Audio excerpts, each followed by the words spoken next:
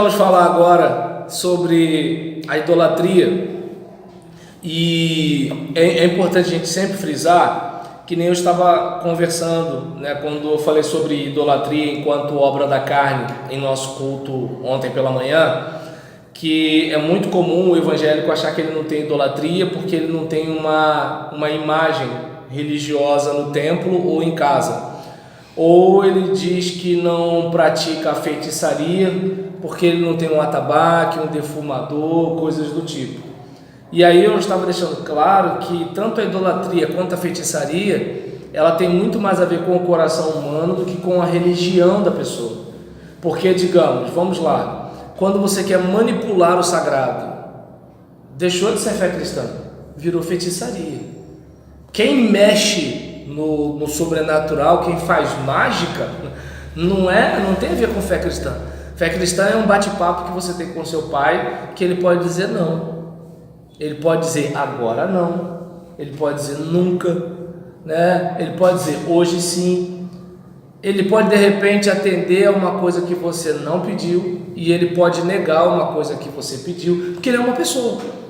Mas tem gente que vai para feitiçaria, né? É como, digamos, eu quero muito, né, uma caneta. Aí eu vou num congresso de como adquirir a caneta. É ele o ar-condicionado? De repente, do nada, né?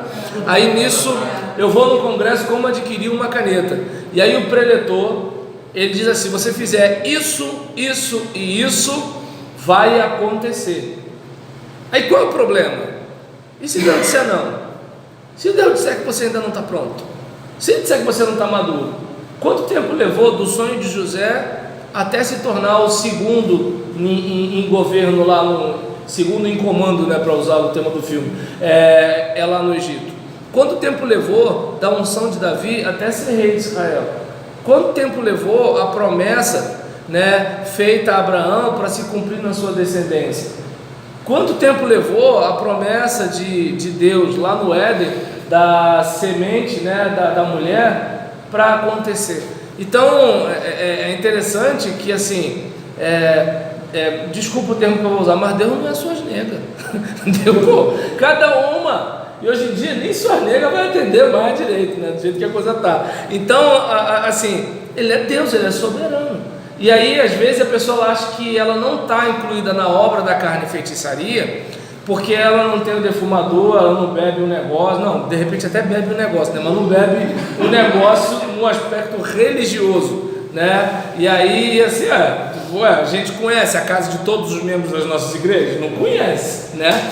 E aí nesse caso, diante disso, e eu abro logo o olho quando vem o fulano falar sobre Timóteo. Não, porque Paulo falou para Timóteo tomar um pouco de vinho. Eu falo, esse aí, né? Aí eu sou obrigado a dizer, se Paulo falou, é porque ele não tomava, né?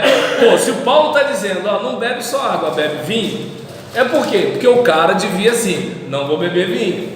E 2, bebe por causa das suas enfermidades, não é para uso recreativo, entendeu? É para uso medicinal. Mas aí, né, voltando para cá, é muito comum que a pessoa tenha aquela ideia, né, de que idolatria é quem tem uma imagem religiosa e feitiçaria é quem tem um atabaque ou um defumador. E quando, por exemplo, tanto a idolatria quanto a feitiçaria, de acordo com o Novo Testamento, é uma obra da carne que está relacionada ao nosso coração. Então a gente muitas vezes, né, vai estar dizendo que está amarrado, mas está fazendo feitiçaria sim, né? Está acreditando nos objetos, está atribuindo poder aos objetos, né? Também, né, pastor?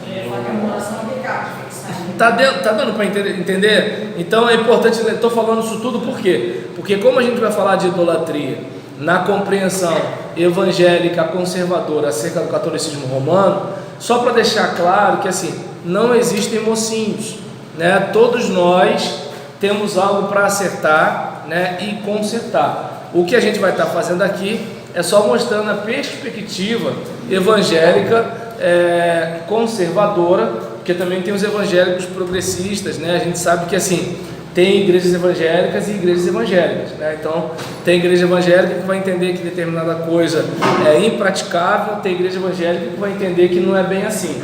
Então Por isso que eu usei o termo evangélico conservador. Mas fala para uma pessoa que está dentro da igreja, acostumado a usar aliança para dizer que ali contempla, que ela contempla a fé, na verdade, naquela aliança, ou no lenço, ou em outro objeto que seja, que eles tiram daqui de dentro. Vamos falar para ela que alguém do latim. A parte complicada é que é o seguinte, por exemplo, já que você falou da toalhinha, né? Aí eu preciso lembrar que as pessoas pegavam os lenços de Paulo, né, para levar quando elas estavam com algum tipo de enfermidade. A diferença é que Paulo não estabelece doutrina sobre esse assunto. Paulo não toca nesse assunto.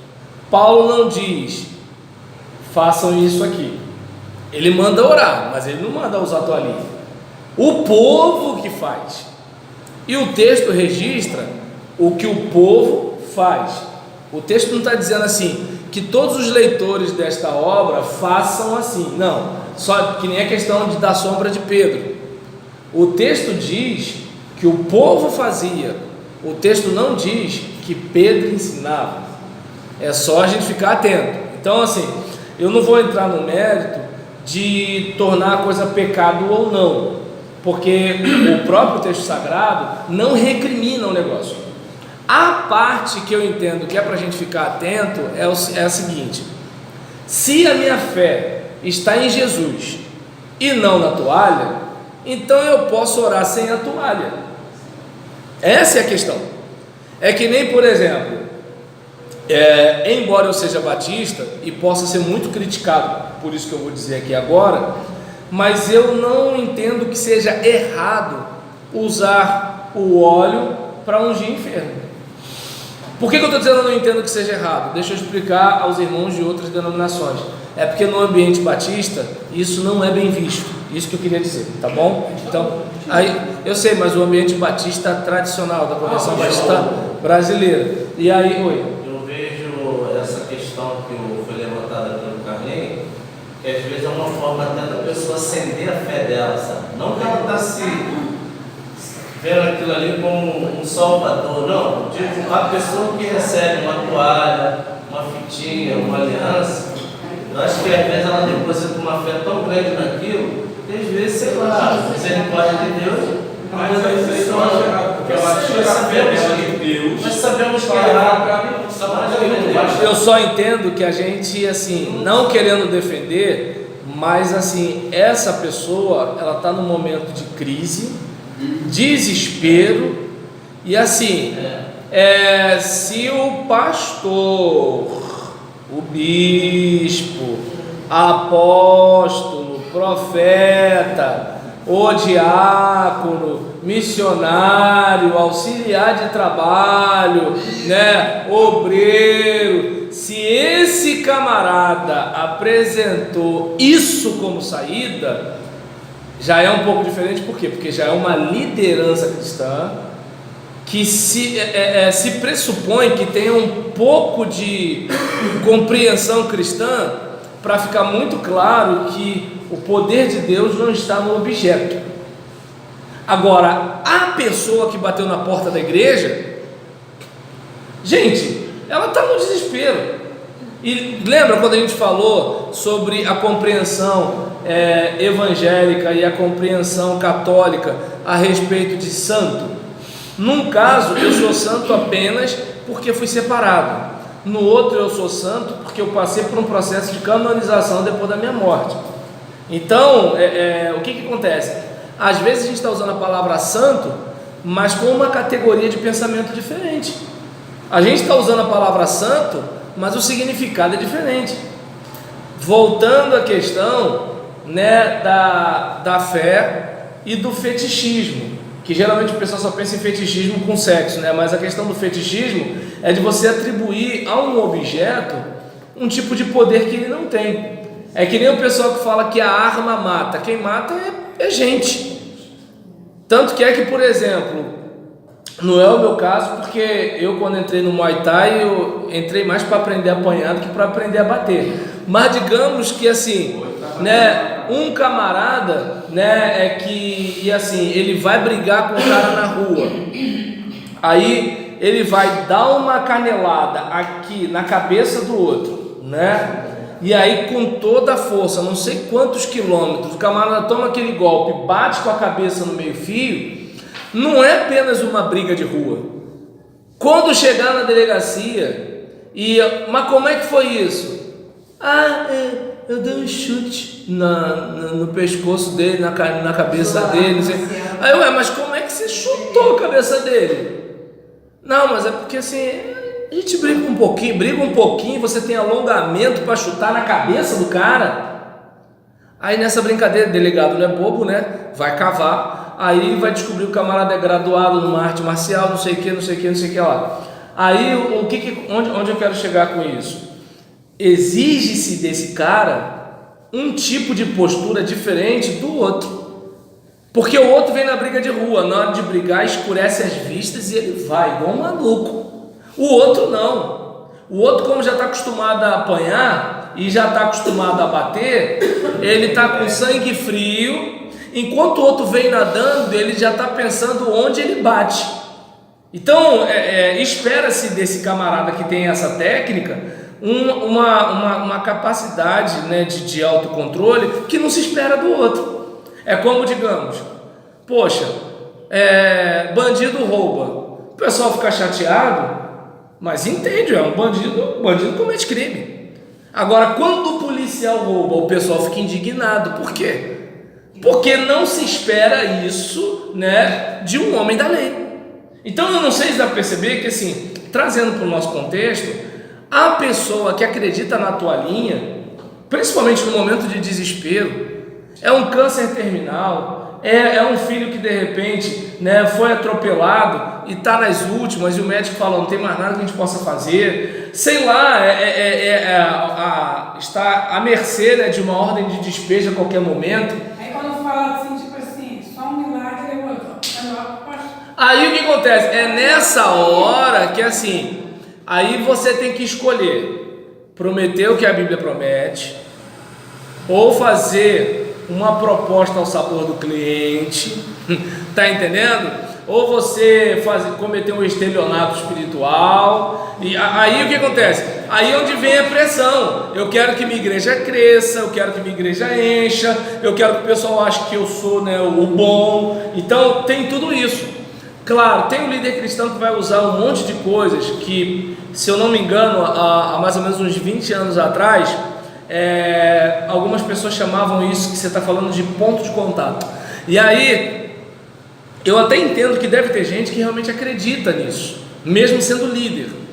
Só que, de acordo com o Novo Testamento, não há uma recomendação. Não há.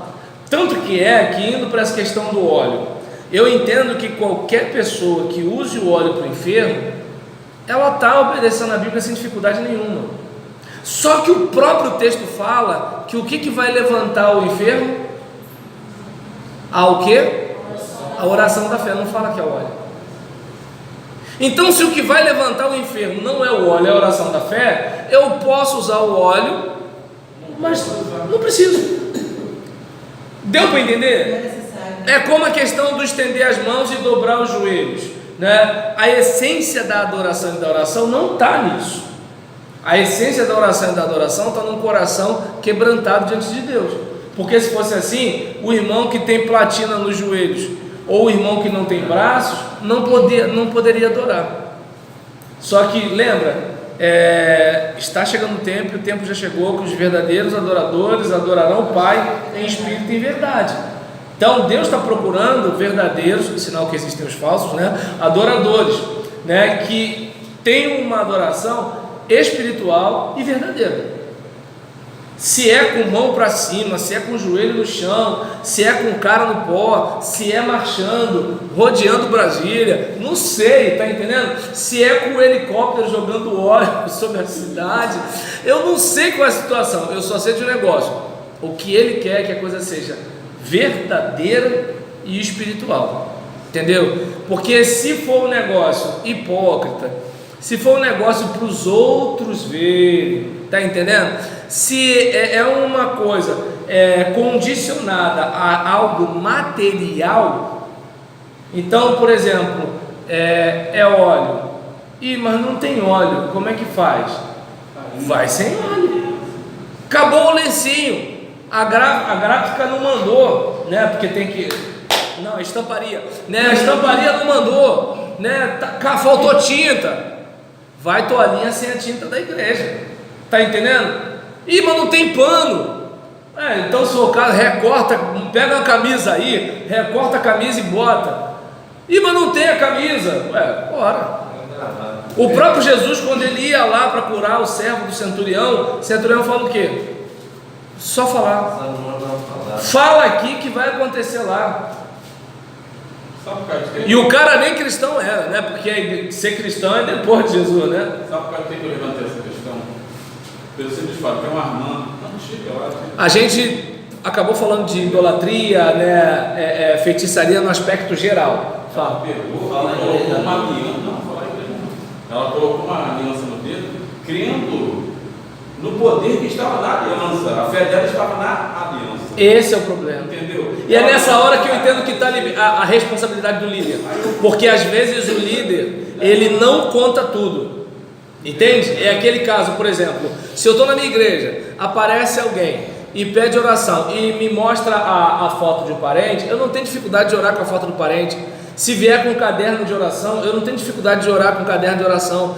Mas eu sei que a questão é o seguinte: se ela falasse assim, ora pelo meu filho, ou ora pelo meu vizinho, e eu não sei o nome dele, tanto faz, eu vou orar, Deus sabe, entendeu? Então é aquele negócio, se de repente, quando eu pego o caderno de oração, o que eu faço? É para economizar tempo, né? Em vez de eu orar por todos vocês, Senhor, abençoe esse pessoal aqui, opa, já orei por geral, entendeu? Só que é o seguinte, eu posso também orar, Senhor, abençoa por todos os alunos lá da classe. Entende? Então não precisa perceber que assim, o objeto, se a gente for pensar na matriz religiosa brasileira, essas coisas realmente funcionam. Por quê? Porque a gente tem uma herança religiosa do catolicismo ibérico, né, que não é bem o catolicismo lá de Roma, mas é um catolicismo de Portugal, é um negócio um pouco mais místico. A gente tem uma herança do kardecismo, a gente tem uma herança, né, dos cultos africanos, a gente tem uma herança, né, do culto dos negros, dos índios, aquela coisa do espírito da floresta. Então a gente tem uma série de coisas que está inculcada na gente, que a gente às vezes não percebe. E aí a gente tem que estar sempre se examinando para verificar o seguinte: peraí, isso aqui é fé cristã? Não. Quer ver uma coisa? De madrugada a fila é menor. Quem fala brincando tudo bem, mas tem gente que fala sério. Entende? Aí, vamos lá. Por exemplo, agora vocês me xingam. Por exemplo, tem um cântico que eu gosto muito de cantar, né? Vou levar meus problemas para Deus e tudo tal. Só que quando eu falo que eu creio no poder dos joelhos que se dobram, no poder da oração e das mãos que se levantam, eu preciso fazer o seguinte: eu estou fazendo essa afirmação, só que está poeticamente, eu não estou dizendo tudo. Quem não entende, acredita no joelho. Quem não entende, acredita na mão.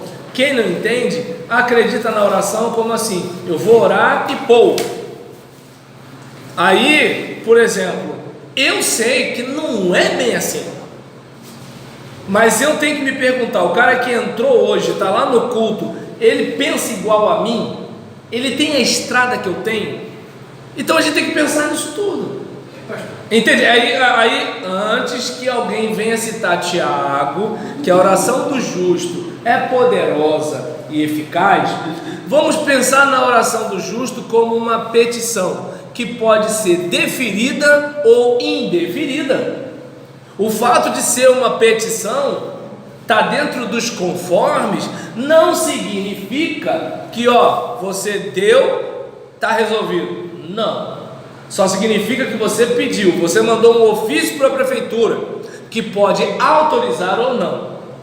O caminho certo é o ofício, não é escrever né, no rascunho, no caderno de caligrafia, né, que alguns falam, né, você não vai pegar um negócio e entregar, você vai escrever um ofício, bonitinho, papel timbrado da sua igreja, ou seja, aquilo é um documento poderoso e eficaz, mas não quer dizer que ele controla a decisão do executivo.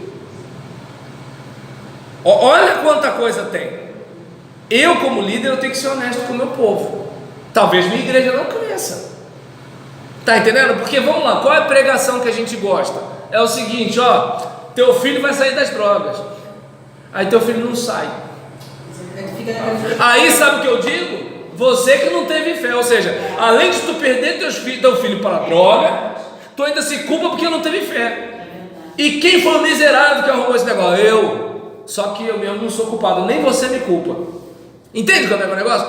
Eu, como líder, eu tenho que estar atento a isso. Eu tenho que estar atento a isso. E uns gostam de manipular, né? Para trazer preso o povo. Claro, porque você infantiliza a pessoa. O problema é que o crente infantilizado, ele também pode ser presa fácil de qualquer outro grupo. Quando a gente falou sobre apologética cristã, a gente falou, lembra? De algo mais que a palavra, algo menos em Jesus, né, e tal. Então, às vezes a pessoa, ela tem uma certa ingenuidade acerca de um assunto, e aí você a mantém ingênua, até que aparece um camarada mais esperto que você, né, e pesca no seu aquário e leva a pessoa. Agora, se você orienta a pessoa na palavra, a coisa boa é que ela pode questionar até você, falar assim: desculpa, pastor, mas você tinha me ensinado isso há 2 anos atrás, disse que não era bem assim. Como assim? A Bíblia mudou, o Senhor mudou, como é que foi? Então, porque você ensinou a pessoa na palavra, ela se tornou uma bereana, né? E aí, você tem que se vigiar, porque ela está marcando em cima, mas você pode descansar, que se vier um mal acabado para querer furtar a ovelhinha do teu aprisco, não vai. Porque quando o camarada vier, ela, mas e isso? Mas e aquilo? E não sei o que, não sei o que lá. Então, só que o cara quer manter a pessoa infantilizada, por quê? Porque assim eu tenho mais chance de controlar. Depende.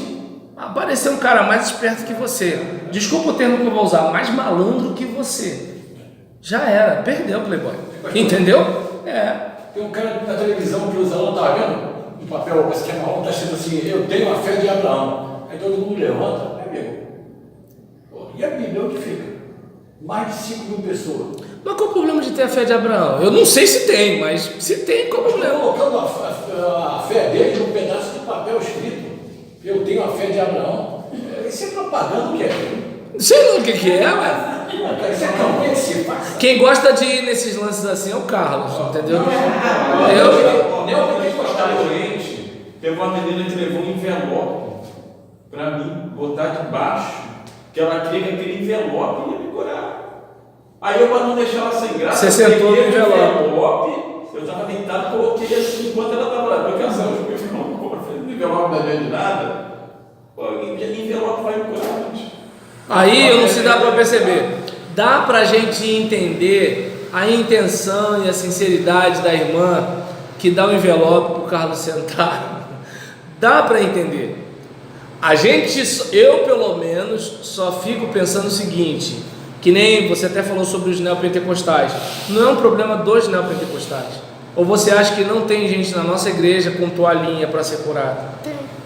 Ou você acha que não tem gente assistindo programas televangelísticos na televisão, né, e acreditando, exatamente, acreditando no poder da sua própria palavra e não necessariamente da palavra de Deus? Entende? Então é importante lembrar que assim, essa questão não é uma questão de igreja neopentecostal, é uma mentalidade que está abrangendo os evangélicos em geral. Primeiro porque os evangélicos não têm mais tempo de ir para a igreja, eles só têm tempo para tudo quanto é coisa, menos para o culto. Você vai, de repente, é um domingo de manhã, quase ninguém, vai no meio de semana, quase ninguém, aí você vai, passa no barzinho em frente à faculdade, tá lá todo mundo, ó, cerveja gelada, baseada, né? Agora na igreja, a igreja tá vazia. A igreja está vazia, o barzinho está cheio. Tá entendendo? Domingo de manhã, só, desculpa te interromper, mas ó, domingo de manhã, todo mundo cansado, ninguém pode ir para o culto. Passa no campo, vê aqueles tiozinhos de barriga de chope, chuteirinha, vê aquele monte de carro estacionado na frente do campo. Então, observa bem, esses são os crentes de hoje, velho. Esses são os evangélicos que nós temos. Aí você acha que esse camarada, ele tem profundidade doutrinária? Não tem.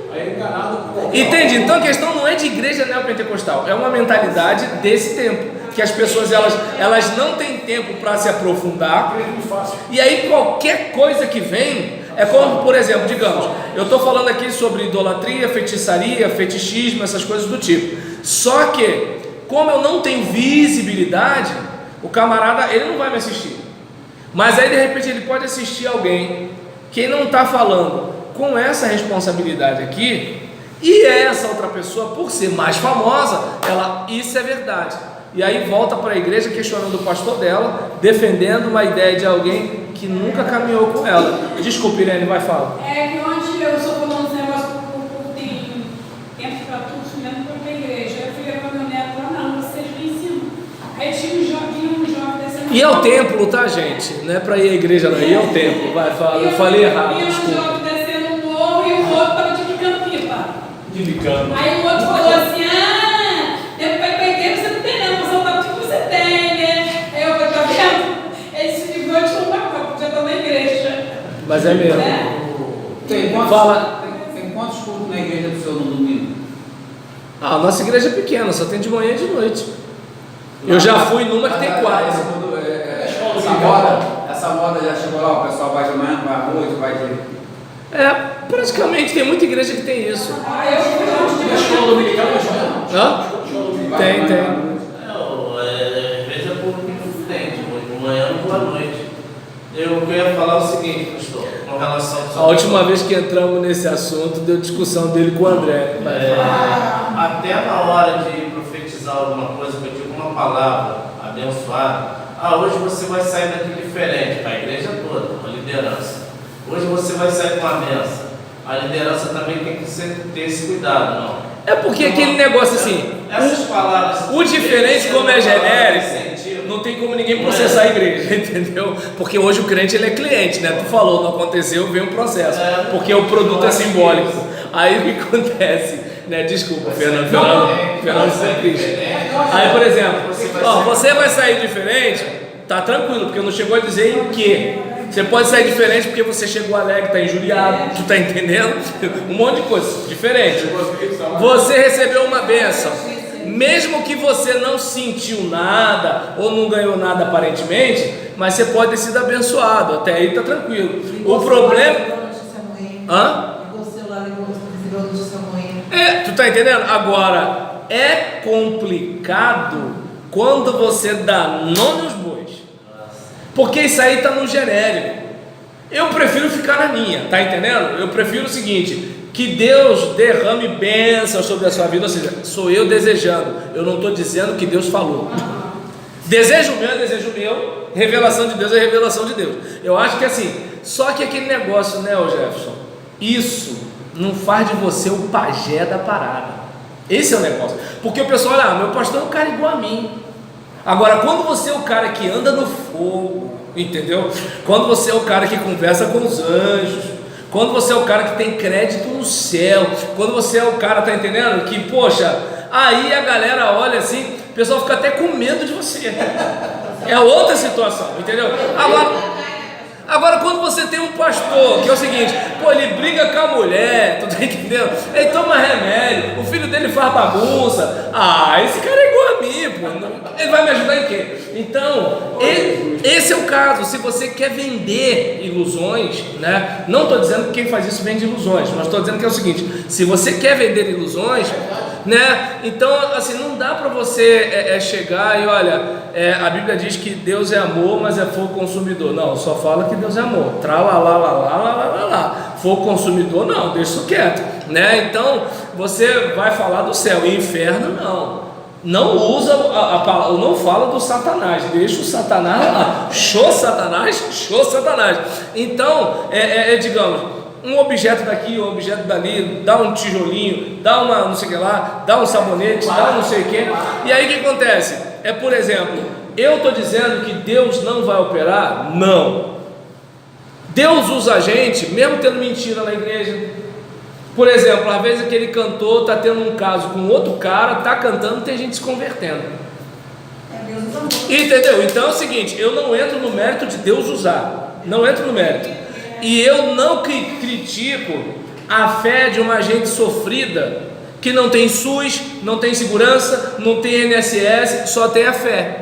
E aí ela está lá naquela porta, como assim? Eu não tenho mais ninguém, Senhor, eu só tenho o Senhor. Não interessa o que o pregador está falando, a questão é que Deus está perto do aflito e do necessitado. Agora, em relação ao líder, eu já tenho minhas ressalvas. Até que ponto o indivíduo ele realmente acredita? Até que ponto ele está malandramente? Até que ponto, assim, ele não consegue enxergar no texto outra coisa?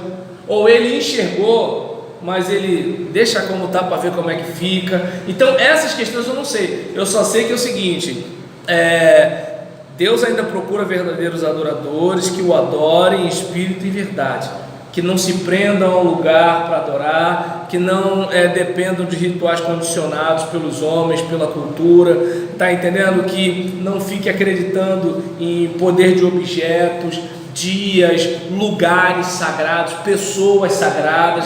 Não, mas elas acreditem apenas no Deus, o Deus vivo, o Pai de Cristo, o Salvador. Salvação pela graça somente, né? E tal, e não ter aquela ideia de assim, ter um intermediário, meu pastor, meu apóstolo, não sei quem, ele, não, a oração que eu fizer, a oração que o meu pastor fizer, é tudo oração. Claro, tem aquelas pessoas que têm mais comunhão com Deus, mas aí não tem a ver com a pessoa, tem a ver com a sintonia na frequência.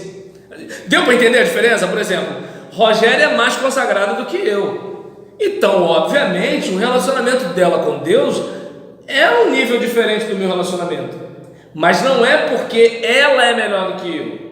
Se eu também desenvolver uma vida de intimidade, eu vou ter o mesmo acesso. E impressionante, pastor, que assim, o crente hoje está uma presa tão... Acabou que a gente falou só de idolatria e feitiçaria, né, gente? Mas...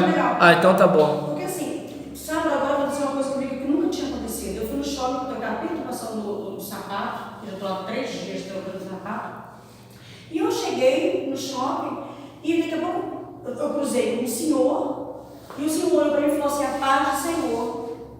Eu falei, e continuei. Ele voltou e falou assim, olha, irmã.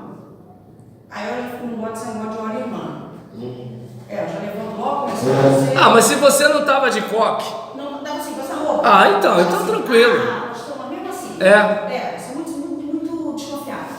Aí, não creio, eu creio. Eu tô entendendo. Não, a gente confia em Jesus. Mas vai, igual os homens. Eu não